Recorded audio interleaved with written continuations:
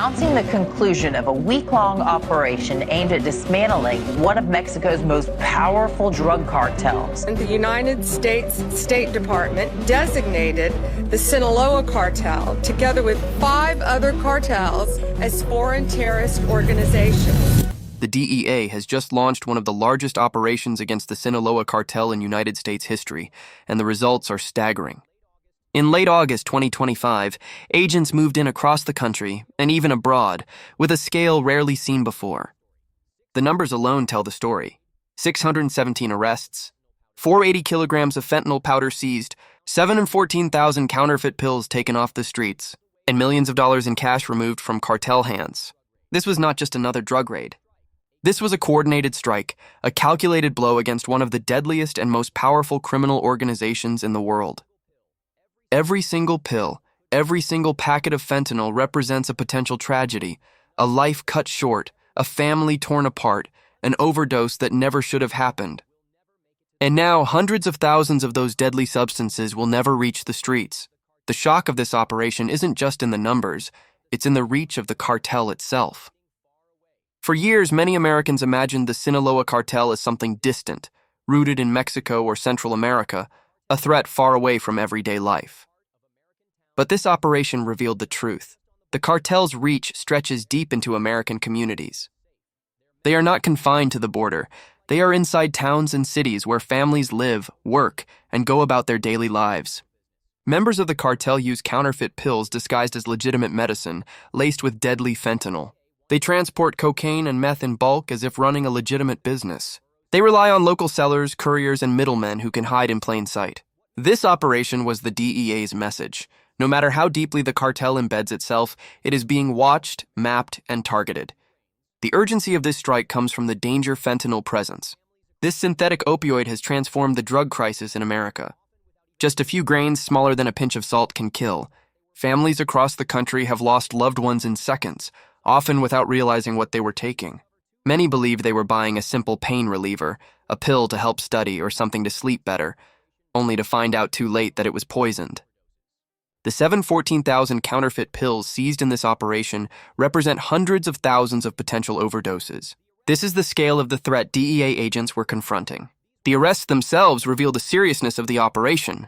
These were not mere street-level dealers or small-time hustlers.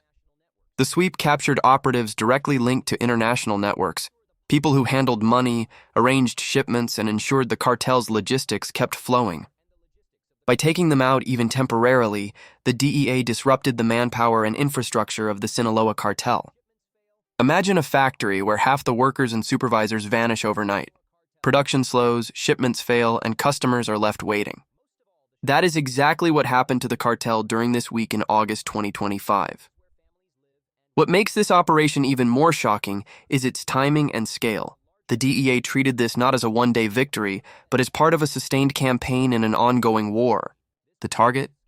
The Sinaloa Cartel itself, the same organization once led by Joaquin El Chapo Guzman, now one of the most violent and far-reaching criminal groups in the world. It is important to remember, this is not just a drug cartel. Back during the Trump administration, the Sinaloa Cartel was even labeled a foreign terrorist organization, highlighting the threat they pose not only to the United States and Mexico, but to global security. This group is far more than smugglers. They are killers, extortionists, money launderers, and warlords rolled into one. For years, they have been flooding the United States with synthetic drugs, devastating communities nationwide. This is why the DEA launched one of the most coordinated operations in its history. The distinguishing feature of this strike was its unparalleled coordination. It was not confined to a single city or field office. It was a nationwide and international effort. 23 U.S. field divisions collaborated with 7 foreign regions. Agents in Los Angeles coordinated with Chicago. Texas field divisions moved simultaneously with those in New England. Partners abroad, from Mexico to Central America and beyond, were ready to act. Instead of fighting piecemeal, this was a synchronized wave of enforcement, striking across borders, states, and every level of cartel activity. Timing was critical. The operation ran from August 25th to August 29th, 2025, a full week of relentless action. By concentrating arrests and seizures within this window, the DEA ensured the cartel couldn't respond quickly. Normally, when a single bust happens in one city, The cartel has time to move, hide, or destroy evidence. But here, as news of one raid broke, another was already in motion. When a warehouse in Texas was hit, another stash house in Arizona was simultaneously raided. Dealers in Connecticut were arrested while shipments in California were intercepted. The cartel had no time to regroup. Every move had already been anticipated. The structure of the operation was simple but effective. Strike multiple levels of the cartel simultaneously. The DEA targeted not only the drugs, but also the command, control, and distribution networks. Couriers, middle managers, coordinators linking U.S. operations to Mexico all were swept up. Stash houses, warehouses, and money laundering sites were raided. By pulling on every thread at once, the DEA created maximum disruption. Perhaps the most powerful takeaway is the meticulous planning involved. This wasn't an overnight decision. The DEA had spent months, possibly years, mapping the Sinaloa Cartel's operations, tracking supply chains, digital communications, financial transfers, and movements through ports of entry. All that intelligence came together in this one coordinated strike, and the results proved the groundwork had paid off. In short, this was not a local bust. It was a national operation with global impact. By involving multiple U.S. divisions and international partners, the DEA dismantled pieces of the cartel both domestically and abroad. The fight against the Sinaloa Cartel is not confined to one border crossing or one city. It is everywhere the cartel operates. The DEA has made it clear they are ready to follow the trail wherever the evidence leads. The difference between a routine drug bust and this operation is profound. It is the difference between swatting a fly and destroying an entire nest. Usually, law enforcement arrests a handful of low-level dealers on the street. They might seize a few kilograms of drugs or confiscate a stash of pills. Those busts are important, but they rarely reach the upper layers of cartel power.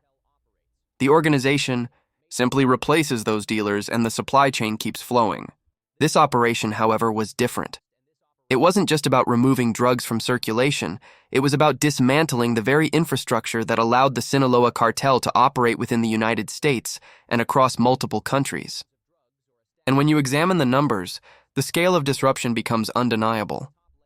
With 617 arrests, the DEA removed hundreds of operatives who were not merely selling drugs, but managing networks. These were individuals coordinating shipments, collecting payments, and linking U.S. operations back to cartel leadership in Mexico. By removing them, the DEA set off a ripple effect.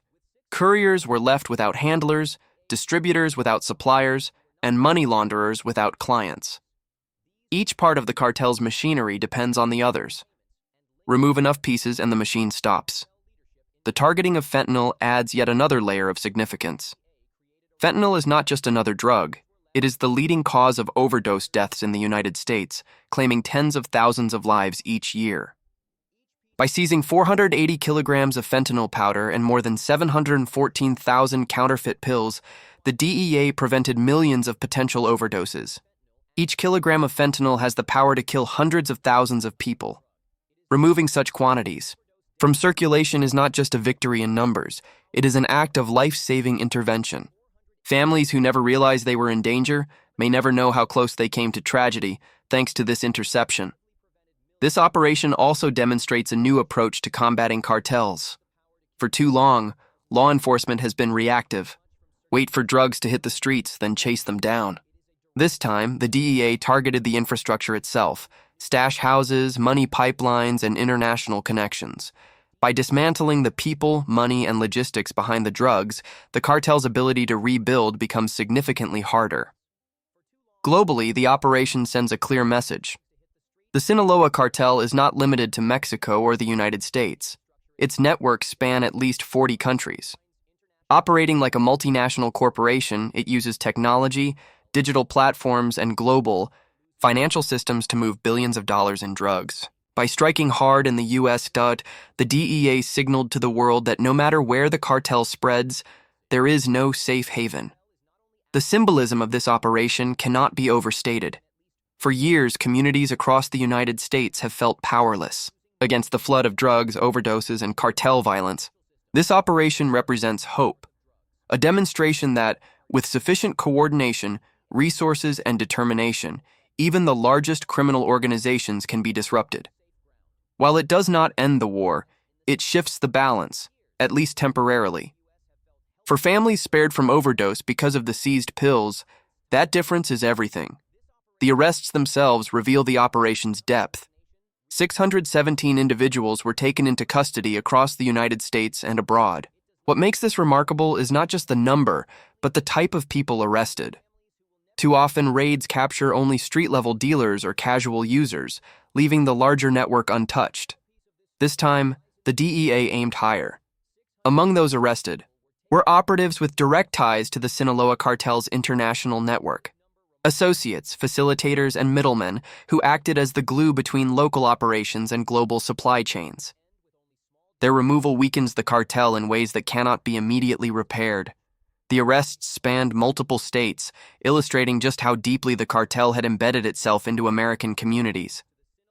From Massachusetts to Texas, California, to Connecticut, each field division reported significant numbers. Lawrence, Massachusetts, known as a distribution hub, saw dozens arrested.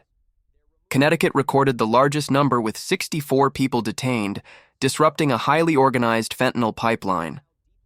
New Hampshire's 33 arrests included a major bust in Franklin, uncovering warehouses used for storage and repackaging. Other states contributed to the total, highlighting how widespread cartel activity had become. This was not limited to border towns or major cities. Cartel activity was found in suburban neighborhoods, quiet towns, and areas where residents least expected it. The diversity of roles among those arrested was striking.